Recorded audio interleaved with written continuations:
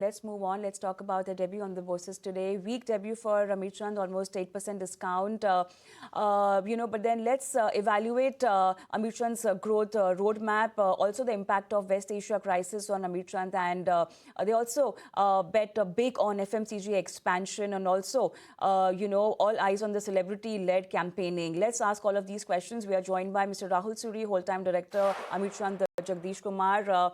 Rahul, hi. Congratulations, first of all, for the listing. Now that you are a listed company, can you share your vision and where do you see the company in 3 to 5 years down the line? If we talk about having a strategic roadmap for the growth, what would that be? So basically, thank you so much. Now we are listed, and the plan is to become a FMCG 2.0 company. We are already a very strong name as far as rice is concerned. We look forward 3 to 5 years horizon to become a large and strong FMCG company with offering all FMCG products. And we look forward to grow globally and within domestic markets.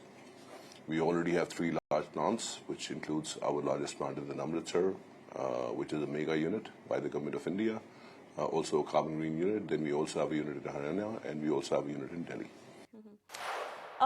Rahul, talk to us about significant amount of your revenue actually comes from rice. Now, has there been any impact of West Asia conflict on the export of rice? So when we talk about the H1 revenues, if you see the H1 figures, which are already reported in RHP, our revenue from Middle East is about 15%, 15%, which is not very significant. But on the contrary, I would like to tell you that when such geopolitical issues comes in or COVID triggers in, the demand for food security products becomes much higher. So you rather see spikes rather than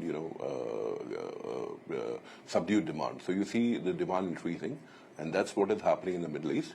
Of course, the logistics is an issue, which is also now taken care by the governments all around. Now, UAE has opened up a port called Khor Fakkan, which is outside of Gulf of Hormuz. Then Sohar and Salalah are working, which is Oman, which is outside again Gulf of Hormuz. Then you have Saudi Arabia, which Dammam is not working, but Jeddah, which is completely on the other side of the Gulf of Hormuz, is working. So today you can have the logistics are in place. They are a little bit expensive, but the customer is completely ready to take that kind of we are able to pass that cost immediately to them. So yes, the demand is higher than before. Maybe a short-term, you can say there was a short-term turbulence when this logistics were not available. But as of now, all is good and logistics are available. They're expensive, but the customer is ready to take the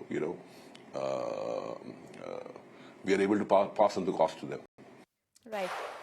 What is the approximate capital allocation to scale FMCG from its current 0.2% revenue share, and how will you compete against entrenched giants? So the idea is, of course, there are some USPs, like if you see our sugar, it's more whiter than others, and we have introduced a new spec on the sugar, which is called the KET value. So we measure the whiteness of the sugar, which generally no other sugar player does. So we are more consistent there. So things like this, packing, is also one. So we have introduced some Ziploc pouches there. So these will be USPs to take it further.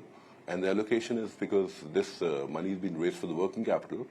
Whatever revenue comes in from whichever FMCG products, similarly it will be allocated. Rahul, could you give us an estimate of the sharp drop in Middle East revenue share, if there is any, from 50.5% in FY23 to 14.3% in H1 FY26? Is it a deliberate strategic move? Yes, it was a strategic planning because we wanted to spread all around the world, which makes it, which spreads our eggs all through.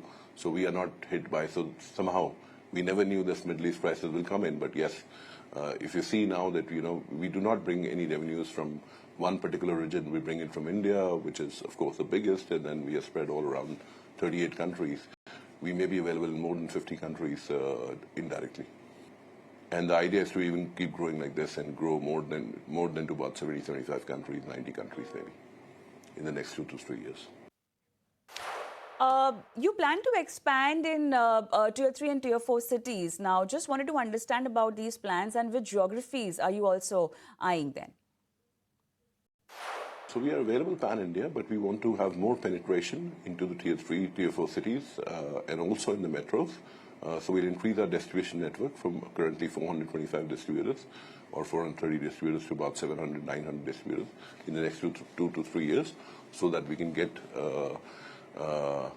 more share of this unbranded basmati coming to the branded basmati and consumer trying to get, buy hygiene product, packed product, and that's where we're cashing on. Can you also update us on your current debt status and what is your deleveraging roadmap for the next 2 to 3 years? So if you see the long-term debt of the company, like the plants, like I just told you about the Amritsar plant and the Haryana unit and the Delhi unit, we are completely free from the long-term debts. So companies, all these big facilities are completely debt-free now. But we do have a working capital debt, which was 740 odd crore rupees on H1 numbers, if you as reported in the RHP also. And going forward, right now we're going to use this money for the working capital. But yes, going forward, the idea is also to reduce the debt, which will increase the bottom line further. All right, Rahul, last question to you. You plan to shift from minimal advertising, which is 0.4%, to expensive celebrity-led campaigns. Now, how much will this marketing push eat into your EBITDA margins?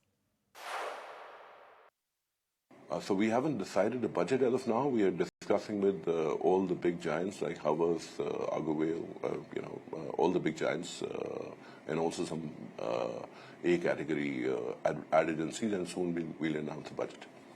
But I don't think it'll hit the bottom line or the EBITDA, because when you do that, your bottom line and your EBITDA increases because you're able to charge a higher price to our wholesalers and our distributors and all the customers. All right, Rahul, with that, we'll let you go. Thank you so much for being on the channel today and talking to us. Thanks. And it's time for a short break on Buy Now, Sell Now. But then post that, we'll be joined by our guests, Kunal Bothra and Shamila Joshi. On the show today, we'll be answering your stock-specific questions. So stay tuned and keep sending us your questions. See you right back.